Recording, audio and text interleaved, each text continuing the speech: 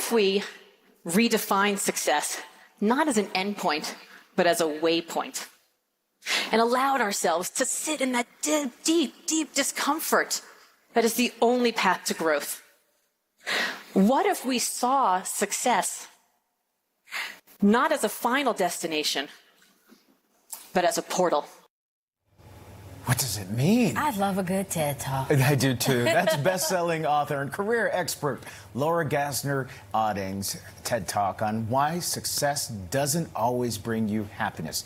The talk getting more than 2 million views and counting. And now the class of 2025 is venturing out on its own road to success in a tough job market than in recent years. And in this market, it's essential to stand out and make a good impression. Yes. So Laura joins us now to talk about what recent grads can do to set themselves up for success. Welcome to the show. Hey, it's great to be back. All right, let's go ahead and jump right in. How should recent grads, or anyone for that point, approach this job market right now?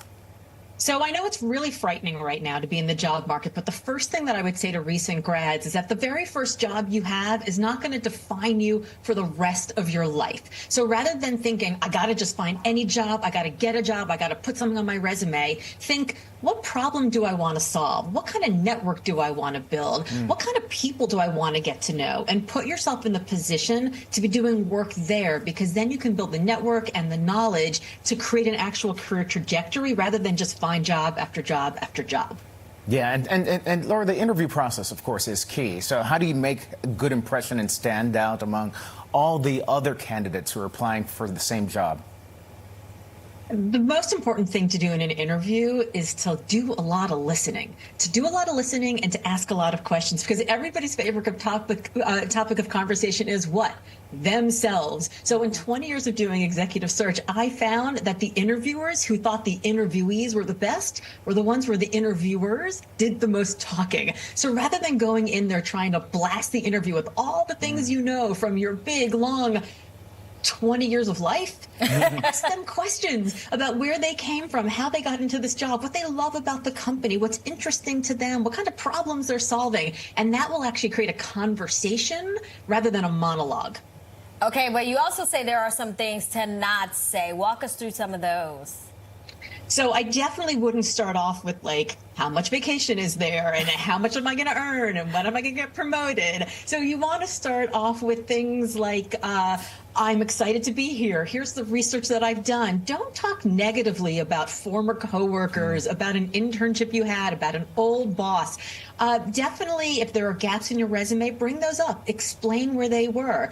Everybody has had life happen to them. So to be in a place where you can say, here's where I was, here's what happened, here's what I did to amend it, that actually tells me more about you as a candidate than if you're just trying to gloss over things. And of course, avoid those cliches like, oh, my biggest weakness is that I work too hard. Like, come on, that's ridiculous. And it creates a lack of trust. Yeah, my biggest weakness is I'm a perfectionist. Exactly. Hey, when people say that. I'm remembering an old joke where there were two people who were interviewing for a job, and they asked him, what do you explain this 4-year gap on your resume? He said, oh, that's when I went to Yale. They're like, oh, well, that's nice.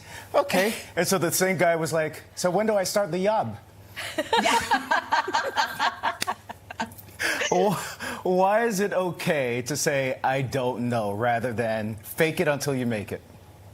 It's not only just okay, it's preferred to say that. So when I was young and I was trying to pretend like I knew everything, I was so busy acting like I knew what I was doing, dressing up in my mom's old clothes for trying to look like this, super impressive person for a job that wasn't even the job that I necessarily wanted. I was so busy pretending that I missed how the deals were being made, how relationships were being formed, how people actually learned. And so if I had stopped for a moment and just said, I don't have the answer to that, but I'll find out, that would actually allow me to sharpen my people skills, to understand how problems got solved in that office, to understand the norms of how relationships were built there. And if you're so busy faking it, you don't actually have any time to learn it. Not only that, by the time you fake it and you get to where you want to get to, you don't even know if you want to be there because you don't even understand the job that you've been faking. So just being able to say, I don't know, but I'll find out means that I, as a leader, can trust you, can rely on you, can know that you're somebody who is curious and who learns and who solves problems. Wow. All right, so let's talk about the person who has secured the job. How should they prepare before they actually start? I would say that there is a supercomputer sitting in all of our hands, and you can get on social media. You can learn about all the people who you're going to see. You can figure out where they went to college. You can figure out what their hobbies are. You can figure out if they have kids. You can figure out if they're on boards of organizations. You can look at corporate outings and figure out what kind of clothing people wear there, what some of the norms are, how they get to know each other. So being able to be on social media and doing some research before you walk in the door allows you to walk in the door already there and better. Do your research. Some key advice. We didn't do research before this interview about you. We almost canceled it in the commercial break because she's a Celtics fan. I know. I'm sorry. No, it's too soon. But I'm wearing Nick's orange. There you go. All right. Way to save it. Because I did research. Way to save it. All right, Laura, thank you so much. Really appreciate it. And you can check out both of her books, Limitless and Wonderhell, for more career and life advice. Mr. Cimino, how's it looking for this month?